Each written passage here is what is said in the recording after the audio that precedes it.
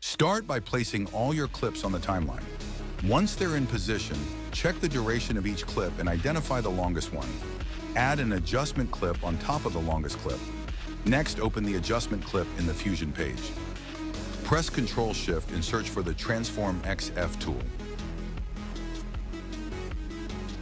For a zoom-in transition, set a keyframe at the beginning of the clip and another at the end. Navigate to the last keyframe and adjust the zoom value to achieve the desired effect. Here, I'm setting it to 1.42. You can see the zoom effect, but it looks a bit rough. To fix this, go to the Spline tab, highlight the points, and copy my graph.